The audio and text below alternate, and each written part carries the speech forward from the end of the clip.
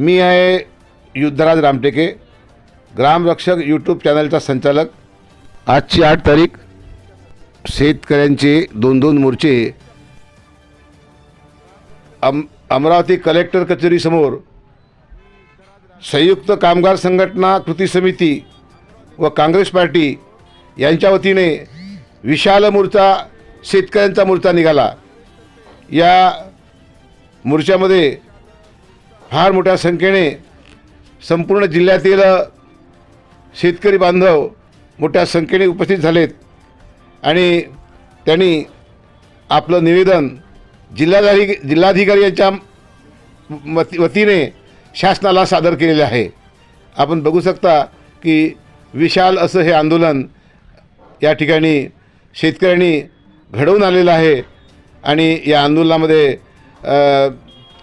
ग्रामीण भागातून जे काही शेतकरी प्रतिनिधी आलेले आहेत ते त्यांचे प्रश्न त्यांचे कारणं तिथे सांगत आहेत।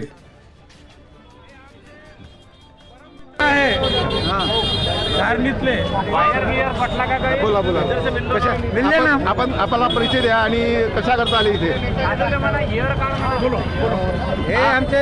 आपका परिचय दो। और मैं शेख मुख्तार धारनी कांग्रेस कमेटी अध्यक्ष।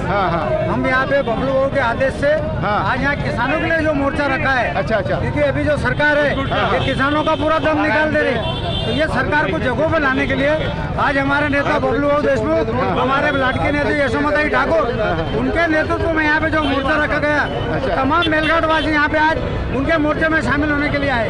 पूरे मेलघाटवासी, केवल मेलघाटवासी है कि पूरा पूरा अमरावती जिला सरकार पूरा 14 क्या डिमांड है अपनी? क्या डिमांड है? पूरे सरसकट कर्ज माफी, उसके बाद में जो उनके ऊपर लोन है उसको माफ करो, फसल का जो पैसा है वो दो, ऐसे बहुत सारे मुद्दे हैं। सर आपका परिचय द्या आणि सांगा काय काय कशा करता मोर्चा आहे? भाई देशमुख चांदूर बाजार। कुठून आले का? नाव सांगा, परिचय द्या। चांदूर बाजार, नाव सांगा। भाई देशमुख। काय मागणी आहेत? काहीच नाही, शेतकऱ्यांची संपूर्ण कर्जमाफी झाली पाहिजे। अच्छा, घरकुलांचे थकीत जे पैसे आहेत शेतकऱ्यांची कर्जमाफी झाली पाहिजे। हे चालू केलं काय?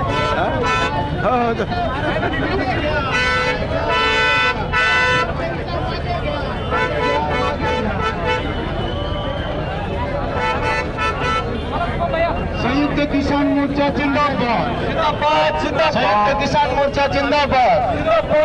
या आंदोलनामध्ये सहभागी झालेल्या सर्व लोकांचं मी आभार मानतो आणि उपस्थितांच्या वहीवर त्यांनी आपले नावं लिहून द्यावे। या ठिकाणी संयुक्त किसान मोर्चाचं हे आंदोलन इथे संपलं असं जाहीर करतो।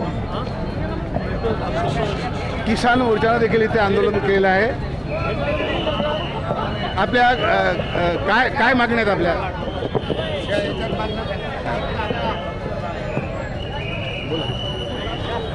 संयुक्त किसान मोर्चाने देशभरामध्ये 8 ऑगस्टला जिल्हा कचेरीवर निदर्शनाचं आयोजन केलं होतं। त्याची प्रमुख मागणी अशी होती, जर शेतकऱ्याच्या शेतमालाला भाव मिळत नसेल, त्याच्यामध्ये जर जागतिक व्यापार संघटनेची अडचण असेल, तर या जागतिक व्यापार संघटनेतून आपल्या देशाने बाहेर पडावे। डॉक्टर स्वामीनाथन आयोगाचा अहवाल संसदेच्या पटलावर ठेवलेला आहे, तो लागू करावा, मंजूर करावा। त्याचा भाग म्हणून MSPचा किमान आधार भावाचा कायदा बनवावा। सरकारी पीक विमा कंपनी सुरू करावी। आदी या मागण्यांकरता संयुक्त किसान मोर्चाचं आंदोलन महाराष्ट्रामध्ये आहे। याला संयुक्त कामगार कर्मचारी संघटना कृती समितीचा पाठिंबा आहे, ते त्यात सहभागी आहे।